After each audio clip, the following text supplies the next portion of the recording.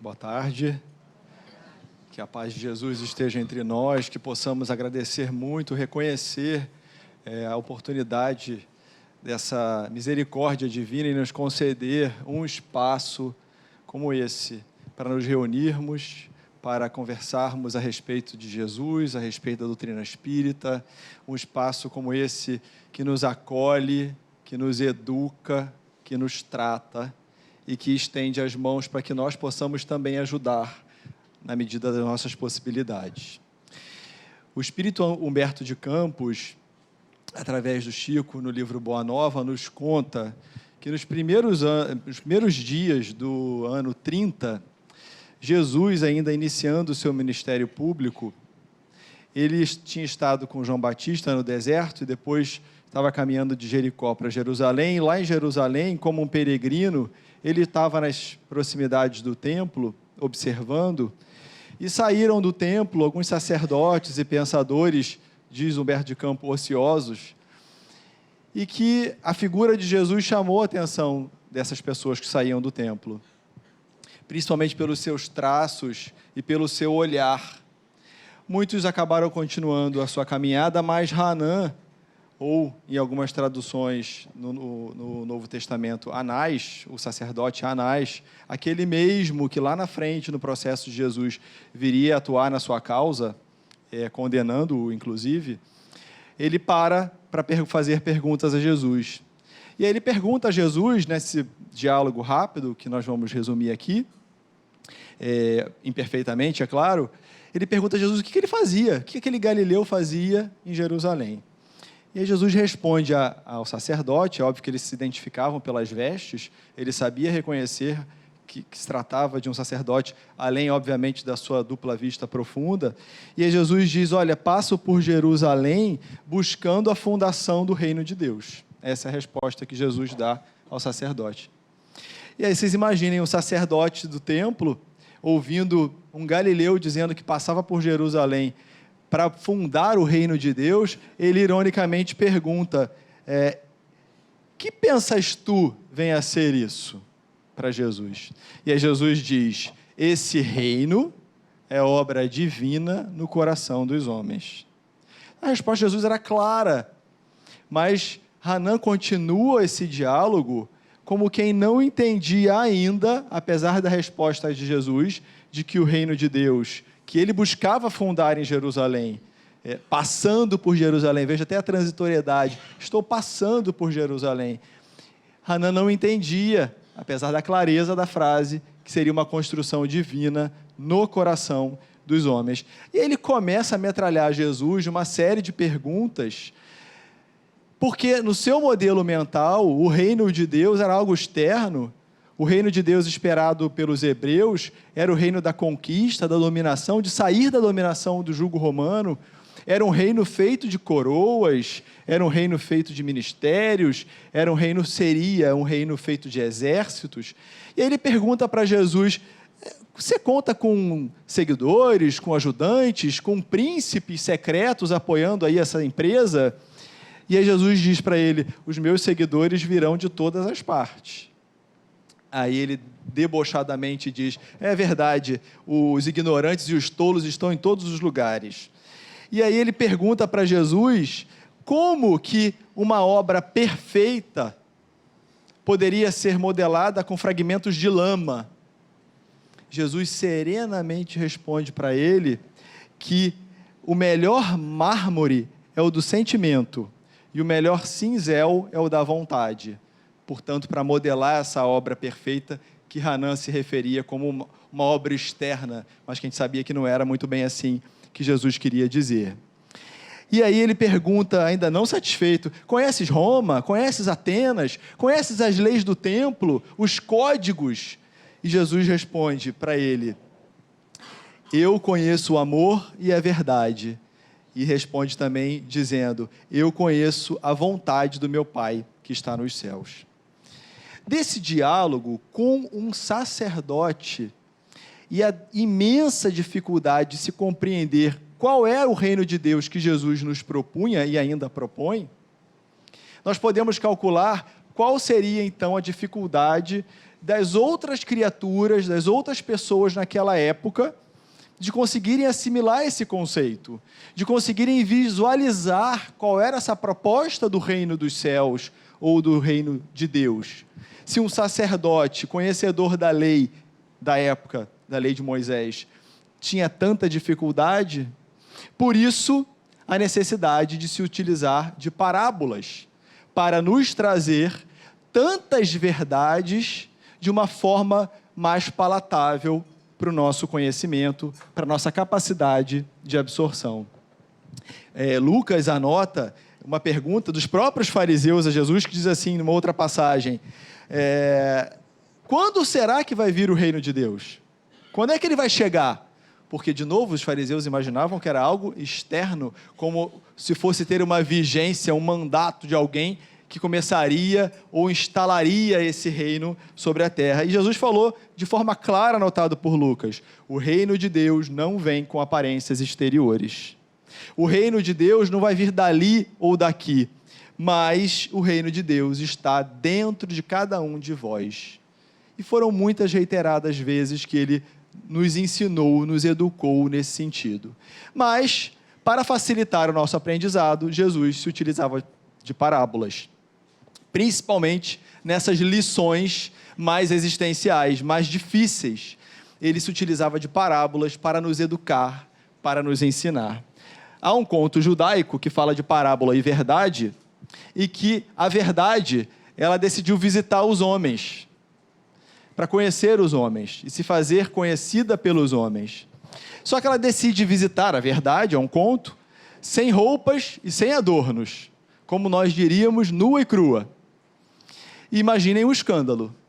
Os homens, ao perceberem a verdade, sem roupas e sem adornos, uns ficavam com medo e outros envergonhados, de forma que eles se viravam de costas para a verdade e ninguém lhe dava as boas-vindas. A verdade ficou muito triste com essa situação, e um belo dia ela encontra a parábola passando. A parábola estava lindamente trajada, e a verdade, meio triste, se coloca para a verdade, dizendo, olha, eu devo ser muito feia, muito antipática, ninguém gosta de mim. E a parábola disse para ela, nada, que nada.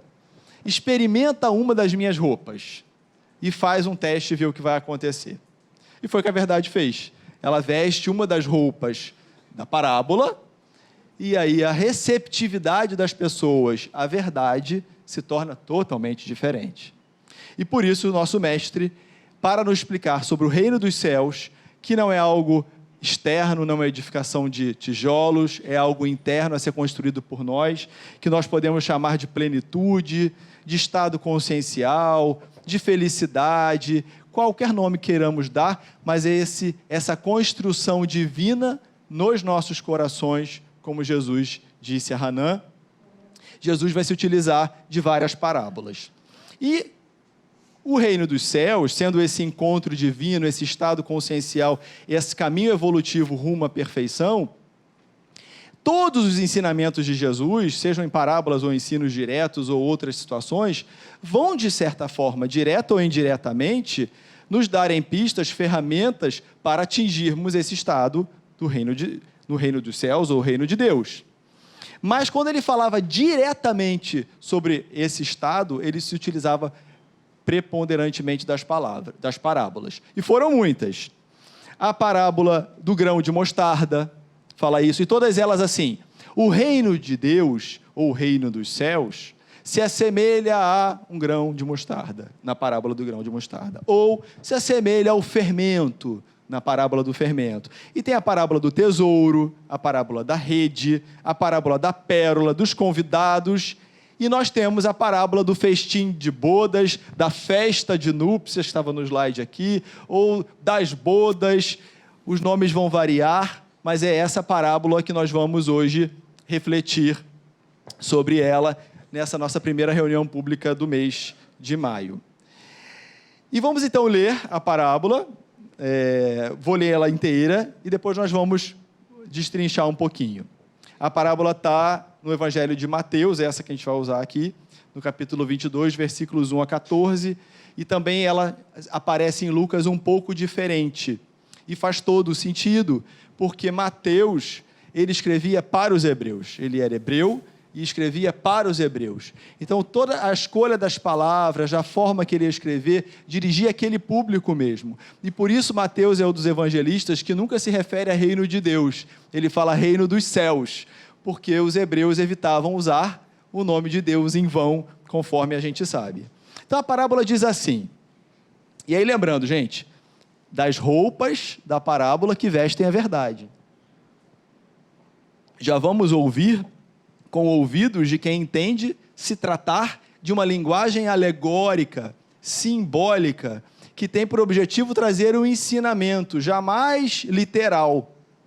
Como, por exemplo, a gente para as crianças fala da Chapeuzinho Vermelho, para dar um ensinamento de que deve seguir a orientação dos pais, que não deve se desvirtuar do caminho. E a gente não se preocupa ao contar a história de que o lobo mau comeu a vovozinha e depois alguém abriu a barriga do lobo mau e a vovozinha sai perfeitamente íntegra da barriguinha do lobo, né? Por quê? Porque para nós é muito tranquilo se utilizar de uma fábula, de um conto, para trazer algum ensinamento. E é assim que nós precisamos nos utilizarmos das parábolas, entendendo se tratarem de linguagem simbólica, alegórica, sempre utilizando os elementos acessíveis àquele povo. Então, as parábolas iam versar com elementos da agricultura, de pastores, de pescadores, porque era a realidade daquela comunidade por onde Jesus passou naqueles inesquecíveis anos em que ele esteve aqui na terra conosco. Então a parábola diz assim, vejam, Mateus começa dizendo, em resposta, então ela já vem em resposta a alguma coisa, que era uma situação que tinha acabado de acontecer com os fariseus e os saduceus. Então a parábola é dita em resposta. Jesus novamente lhes falou em parábolas. Olha que coisa, ele podia ter dito, Jesus contou 2 pontos. Ele reforça, Jesus novamente lhes falou em parábolas, dizendo, pessoal, é uma parábola. Não comecem a pensar que é um texto literal e começando a gente a transpor personagens para outras conotações. Então ele lhes falou em parábolas dizendo, o reino de Deus é semelhante ao homem rei, vejam, ao homem rei é um conto, é uma parábola, que querendo fazer as bodas de seu filho, enviou os seus servidores para chamar às bodas aqueles que foram convidados. Então, o homem-rei queria fazer as bodas do seu filho e enviou os seus servidores para chamar, para convidar. Mas os convidados recusaram a ir. O primeiro momento é esse. Simplesmente recusaram. Ele, o rei, ainda enviou outros servidores, então diferentes dos primeiros, que não tinham sido bem-sucedidos e que os convidados apenas recusaram. Então ele envia outros servidores com ordem de dizer de sua parte aos convidados, 2 pontos. Eis que o banquete está preparado, meus bois e cevados abatidos. Cevados são animais que sofreram engorda para depois serem abatidos. E tudo pronto. Então, olha a diferença. Os primeiros emissários apenas convidaram, vai ter bodas. Anunciaram de quem era, etc.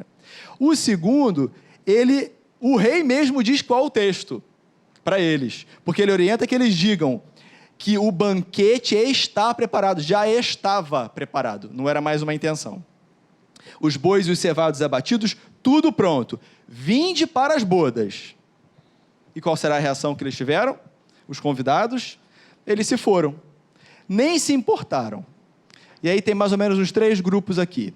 Uns foram para o seu próprio campo. Outros para os seus negócios. E outros agarraram os seus servos, então os convidados agarraram os servos que tinham ido fazer o convite, os ultrajaram e mataram. O rei ficou irado e, enviando suas tropas, exterminou aqueles assassinos e incendiou a cidade deles. Então disse aos seus servidores, então houve uma primeira tentativa, uma segunda tentativa, o rei disse aos seus servidores, a festa de bodas está pronta, mas os que foram convidados não foram dignos.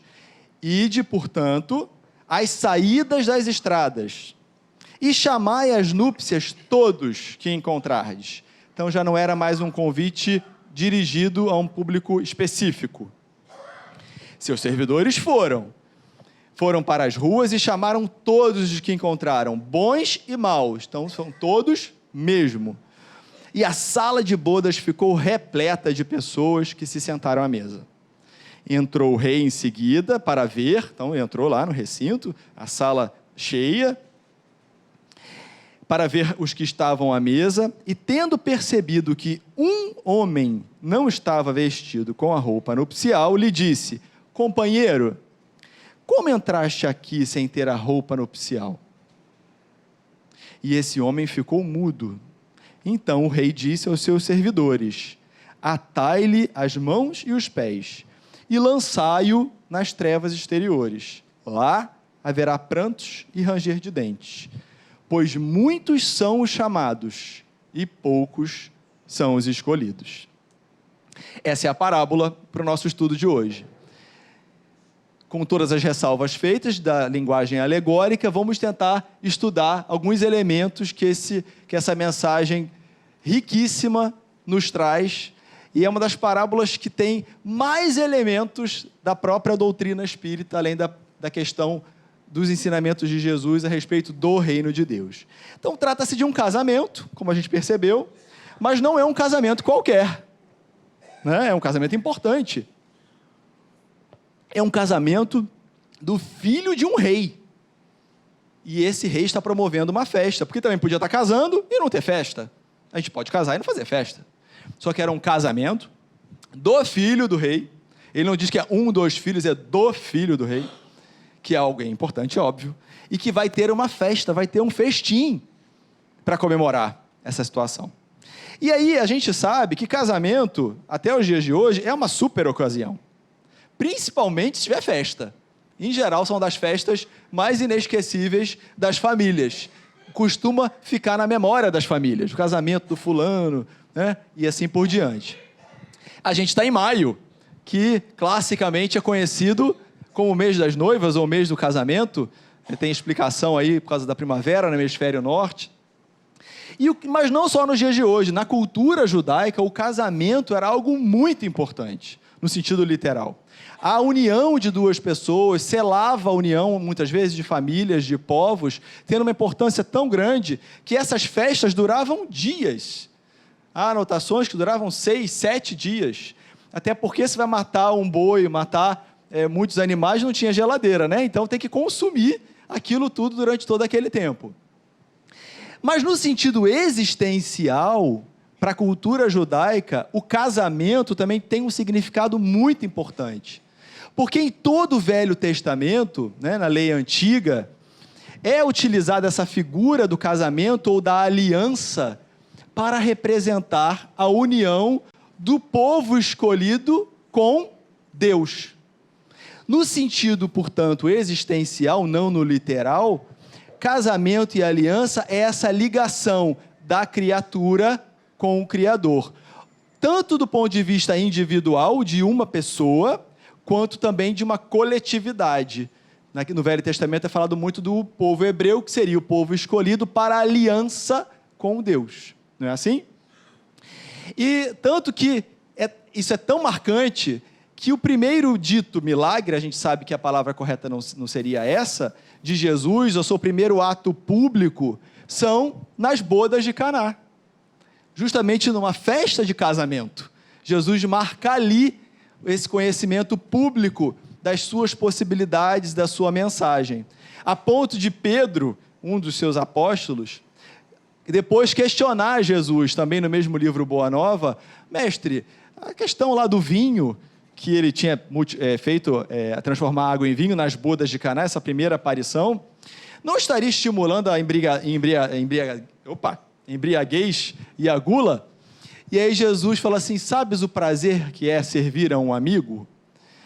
E aí Pedro, né, toma aquele impacto, e Jesus fala uma frase fantástica: as bodas de Caná foram um símbolo da união na terra. O vinho ali foi bem o da alegria, com que eu desejo selar a existência do reino de Deus nos corações dos homens. Então é óbvio que é um símbolo, a festa das bodas de Caná, o vinho que estava acabando, e eles pedem para Maria interceder junto a Jesus, é o que? Marca um símbolo da alegria que uma festa tem, mas a alegria que a gente tem que fazer dessa nossa festa para a comunhão divina, para a plenitude, para o reino de Deus, que tem que ser construído em nossos corações. Então, rapidamente, nós precisamos analisar os emissários desse convite, o convite em si e os convidados. São elementos importantes para a gente pensar. Num primeiro momento, percebam que foi um convite para dizer que haveria as festas, sem muito detalhe do que se já estava pronto, se não estava pronto, se ia ter banquete, se não ia ter banquete, e simplesmente eles se recusaram a ir. Esse foi o convite ao povo hebreu, porque o povo hebreu recebeu de Moisés e de vários profetas a informação de que viria o Messias, ou seja, essa aliança prometida se consumaria, porque o Messias é o noivo, é esse filho de Deus, que vai fazer esse casamento, entre aspas, com a humanidade, a noiva nessa história toda, ou a alma humana, podemos pensar assim, nessa união através de Jesus, porque Jesus, o caminho, a verdade e a vida, a gente através dele chega ao reino de Deus. Então, isso já vinha sendo anunciado, só que eles receberam os 10 mandamentos, receberam tantas outras informações dos profetas, mas o que o povo hebreu fez com essas informações, com esse convite para esse reino divino, que não é externo, mas eles achavam que era externo? Eles passaram a tratar isso apenas externamente. Os fariseus faziam muito pela aparência, adotavam aquelas práticas, aquele rigor todo, aquele comportamento dito desejado, mas mais pelas aparências do jejum, do limpar os copos, ou do sábado, que era um dia sagrado, que não podia se fazer quase nada, do que pela essência, do que a verdade de se modificar e, portanto, se preparar ao se modificar para essa construção divina que vai acontecer nos nossos corações. Essa construção, então, naquele momento, ficou só externa, ficou só das aparências, do ato exterior, como os sepulcros caiados, que são brancos por fora, mas por dentro cheios de iniquidade e podridão. Então, esse foi o primeiro convite que se recusou. Esses foram os primeiros convidados e a forma do primeiro convite, através dos profetas, através de Moisés. E esse convite, então, ele vai para uma segunda etapa, em que o rei, inclusive, diz o seguinte: avisa que eu já matei o boi, já matei o cevado, que o banquete está pronto, que está tudo pronto. Então era um convite mais claro, ia ser um convite que era para ninguém deixar de entender que chegou a hora, a festa está pronta. E o maior emissário desse convite foi o próprio Jesus, que vem nos anunciar. Então, quando nós ouvimos evangelho, que significa boa nova, nos textos em que tem a frase completa, é a boa nova do reino de Deus. É a notícia nova, que é diferente da antiga, de que já é chegado o reino de Deus. Já está à nossa disposição, anunciado por Jesus, desde que sigamos alguns passos, algumas orientações que ele não só falou, mas vivenciou e exemplificou. Então eu brinco assim, de que a diferença desses convites, e tem mais um mais adiante, é igual quando alguém chama a gente para uma festa e bota assim, cria um grupo de WhatsApp e bota lá, data, hora, local, comemoração, o grupo tem 70 pessoas. É um convite, não é? Tudo bem. A gente recebe esse convite de um jeito. Agora imagina que alguém mande uma mensagem do WhatsApp só para você. Aí escreva assim: Helder, farei na semana que vem, nananana. É outro convite, certo? É a mesma festa, é o mesmo evento, é um outro jeito. Agora, se a gente ligar para a pessoa, Cris, tudo bem, pode falar? Olha, vou fazer assim, assado, uma festa. É uma outra forma de recebermos esse convite. A chance de irmos respondendo a esse convite de forma mais afirmativa é maior. E assim foram os convites que foram chegando à humanidade, cada vez dirigidos a um público maior e cada vez mais claros, esperando que nós aceitássemos o convite e pudéssemos ir nessa festa de arromba, que é a dessa festa de núpcias do filho do rei. E aí Jesus faz exatamente desse jeito. Ele vem pessoalmente. Sabe aquele evento que a pessoa vai te entregar o convite em casa, em mãos? Então ele veio pessoalmente. Ele não mandou mais ninguém. Não, eu vou lá.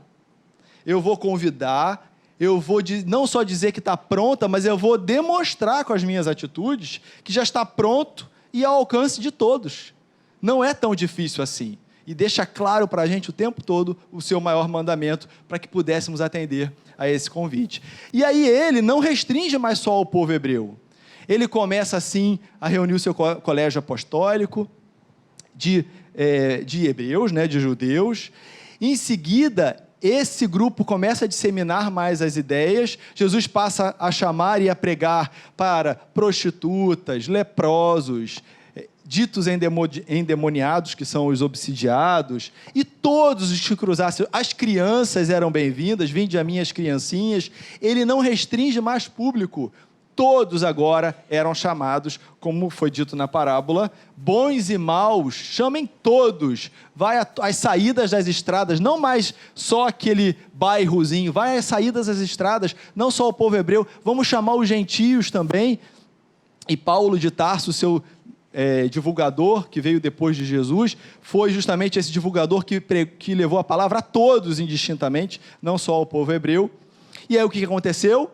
A gente, quando ouve a parábola sem o filtro de sabendo que é uma parábola, se horroriza, E pensa, puxa, mas mataram. Como é que os convidados mataram quem foi levar o convite? Mas não foi exatamente o que aconteceu com o próprio Cristo, que trazia essa mensagem personificada nele, esse convite ao vivo dessa festa de núpcias. Maltrataram e mataram, e não só ele, e quantos outros mártires do cristianismo, incluindo Paulo, Pedro e quantos outros, Estevão, acabaram sendo maltratados e mortos por aqueles que recebiam o convite da festa de núpcias, exatamente como Jesus anunciou na sua parábola. E aí, nós podemos ir para uma última fase de um convite universal, porque esse convite continuou acontecendo, vieram muitos depois de Jesus, já falamos dos apóstolos. Francisco de Assis vem tentar resgatar, nessa mensagem maravilhosa que ele ouviu, reconstrói a minha igreja. Não era uma igreja física de novo, era reconstruir o conceito, a simplicidade, a essência do cristianismo, e também sofre, quantos outros mártires sofreram. Mas nós chegamos ao século XIX, com o Consolador prometido por Jesus. A terceira revelação. Tivemos a primeira, a segunda, a terceira revelação. E Jesus havia anunciado que nos enviaria um outro Consolador, que iria nos lembrar de tudo que ele falou e completar os seus ensinamentos.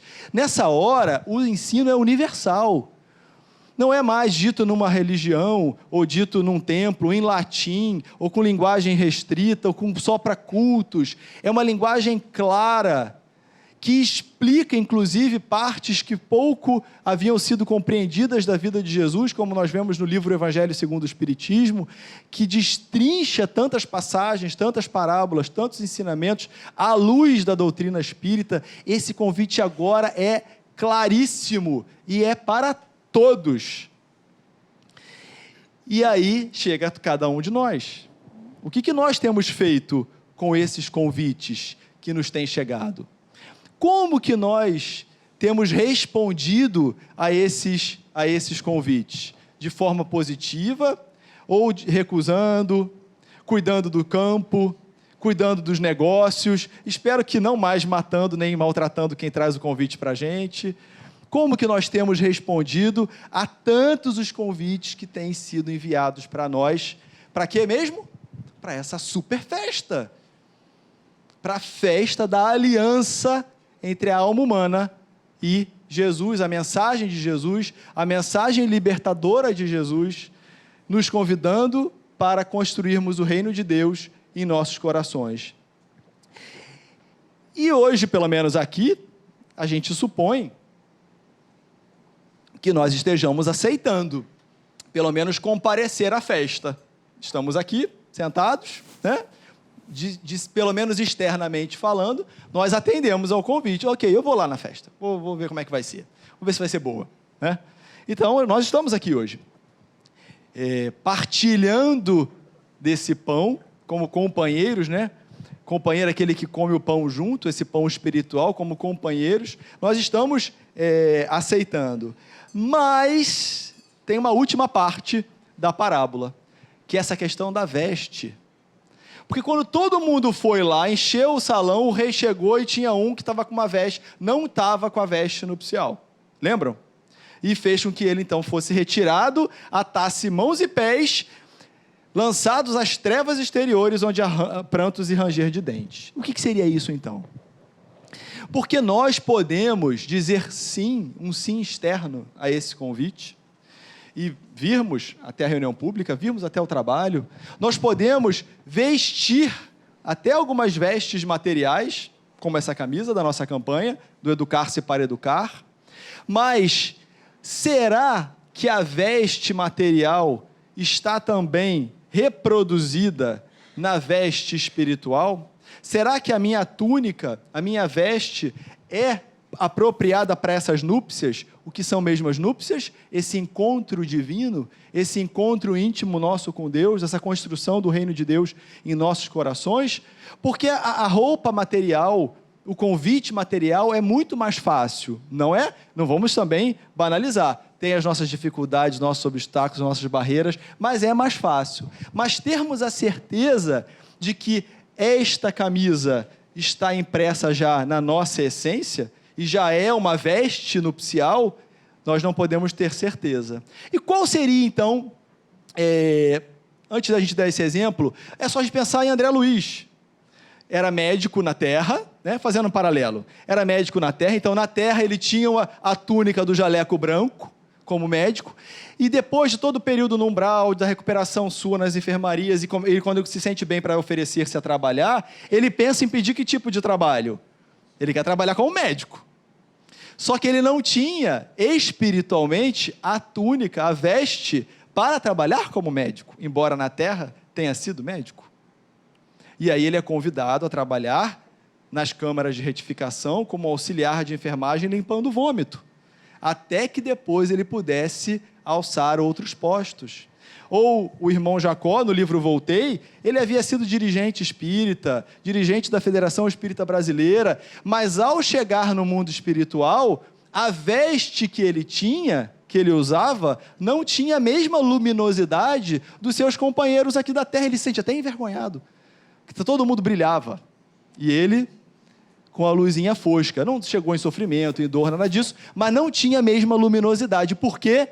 Porque não trajava ainda a veste para aquele momento, conforme nós supunhamos na terra que estivesse acontecendo. Essa é a chamada de Jesus para a gente nessa parábola.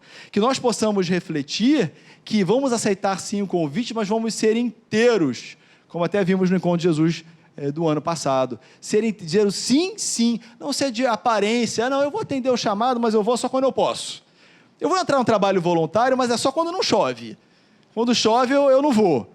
Então, vamos fazer desse jeito de verdade, para que a gente possa ir tecendo essa túnica, essa veste nupcial, que vai nos credenciar ao banquete. Porque senão a gente vai chegar e vai ser barrado no baile, apesar de ter dito o sim externamente. E se a gente tiver alguma dificuldade de visualizar, poxa, nunca para o vizinho, hein, gente? Só para a gente mesmo. De se olhar no espelho, esse espelho mental, e pensar, será? Como é que anda a minha roupa, hein? Porque essa veste, ela é o perispírito, que é esse envoltório semifluídico, semimaterial, envoltório fluídico, que na verdade é construído por nós mesmos mentalmente, pela soma de todas as atitudes, pensamentos e a nossa história, esse nosso perispírito, e quando a gente sai do corpo, o perispírito é que nos identifica, ele é de um jeito ou de outro, dependendo do que nós realmente somos. E é ele, então, que vai dar essa característica, como foi o caso de André Luiz, do irmão Jacó, e tantos outros que a gente lê na literatura espírita, que ficam, às vezes, impedidos de acessar algumas reuniões, espaços, ou que nos levam a esferas mais ou menos felizes, porque é essa veste que nos vai credenciar a um banquete mais, vamos dizer assim, comedido, ou a outros banquetes espetaculares, vai depender de como eu esteja trajado, simbolicamente falando, que são as reações do nosso perispírito às nossas próprias atitudes do nosso dia a dia. E quando a gente quiser assim, então, como é que eu reconheço se eu estou só na aparência ou se eu já estou começando a fazer alguma coisa? Não, o exercício não é para aplicar no marido, e nem na esposa, e nem no colega do lado. A nós mesmos. Como é que a gente se reconhece? Kardec e Jesus deram dicas para a gente fazer isso. Kardec falou que reconhece o verdadeiro espírita, diferente do outro que é mais ou menos, pela sua transformação moral e pelos esforços que faz para dominar as más inclinações. Então não adianta ter uniforme de espírita, crachá de espírita, status no Facebook de espírita, postagem de espírita. O verdadeiro espírita é aquele que está fazendo a sua transformação moral. Mas vejam, não é o que já está transformado, não é o que já é perfeito, não é isso, nem é do nosso plano esse tipo de cenário, mas que está se esforçando. A palavra que dá a característica dessa veste é o esforço para dominar as suas más inclinações. E Jesus também nos deu uma forma de distinguir se aquela nossa túnica ela é genérica ou se ela é de marca. Ele disse que os meus discípulos serão reconhecidos por muito se amarem. Por muito se amarem. Então, quanto mais nós praticarmos o esforço para dominar as más inclinações e o amor ao próximo, que é a caridade, o amor em movimento, mais nós estaremos construindo essa túnica, costurando essa túnica, preparando para que a gente, quando ela esteja pronta, possa então desfrutar dessa festa de arromba, desse banquete da festa de bodas ou do festim das núpcias. E como que seria a veste de Jesus, gente? Que a gente pensou na nossa, né? A gente começa a avaliar a nossa. Como é que seria a veste de Jesus? A veste de Jesus tem algumas anotações no Evangelho sobre isso. Lembrando, é uma linguagem figurada, tratando desse perispírito, desse envoltório que nos credencia a planos superiores ou não, de acordo com a nossa posição vibracional. Tem 3 passagens interessantes. Uma é a transfiguração, né, no monte, lá no Tabor, com Pedro e os irmãos Tiago e João, e que Jesus faz a transfiguração e aparece, eles descrevem a roupa altamente luminosa, altamente branca, é a linguagem, obviamente, simbólica que o evangelista descreve para a gente. Outra vez que aparece veste de Jesus é na cura da hemorroísa. A mulher que sofria de sangramento, ela apenas toca, óbvio que nas vestes materiais, pelo texto, mas o que? Ela, como um vácuo, ela suga o fluido de Jesus pela sua fé ardorosa, que ela sabia que se só tocasse as vestes de Jesus, ela ficaria curada. Ele sente isso, ele repara que isso aconteceu e a aborda, dizendo para que ela mude, que não peques mais e continue a vida, e que a fé dela havia curado. E por fim, depois que Jesus é morto, os soldados costumavam disputar as vestes, era um hábito, inclusive dividiam em várias partes, e quando eles olham a túnica de Jesus, a túnica é aquela parte da roupa que fica colada no corpo, diferente da capa, né? Eles notam que ela não tinha, João anota para a gente, e não é à toa que ele anotou isso, nenhuma costura, ela era inteira, a túnica era inteira, e eles até decidem, então, nem dividir mais, fazem um sorteio para ver quem leva, porque a veste de Jesus já é a veste própria nupcial, porque, como ele disse, eu e Deus já somos um, a união ali já era permanente, o reino de Deus está profundamente instalado, inclusive ele compartilhando conosco, e essa veste íntegra, no sentido de que não há reparos a serem feitos, não há pontos a serem retocados, não há costura, não há remendo, é a veste nupcial perfeita, é essa a de Jesus, e é que nós somos convidados a irmos construindo passo a passo pela nossa transformação moral. Por isso, ele termina a parábola dizendo: muitos são os chamados, mas poucos são os escolhidos. Poucos de nós nos fazemos escolher com as nossas atitudes. Nós, às vezes, dizemos sim, mas nos fazermos escolher de verdade com as nossas atitudes, são poucos, segundo Jesus, os escolhidos. Então, fica o convite para essa festa de hoje, que é o estudar o Evangelho, é sempre uma festa, para que nós possamos tecer as nossas vestes nupciais. E como é que a gente vai fazer isso? O banquete está pronto, ele está servido. Jesus já serviu para a gente há 2000 anos, está à nossa disposição. Nós somos quase como que famintos na frente de um banquete, mas sem poder entrar para comer. E para tecer essa veste, por incrível que pareça, nós precisamos destruir uma outra veste, nos despir de uma outra veste, da capa do orgulho, da máscara da vaidade, da túnica do egoísmo. Nós precisamos ir nos despindo desta veste velha, que é o nosso homem velho, para irmos construindo fio a fio, ponto a ponto, nó a nó, a nossa nova túnica, a nossa túnica nupcial, que vai proporcionar esse nosso encontro íntimo com Deus, esse nosso estado de plenitude, esse estado de felicidade, que é o que cada um de nós vai atingir. Que assim seja.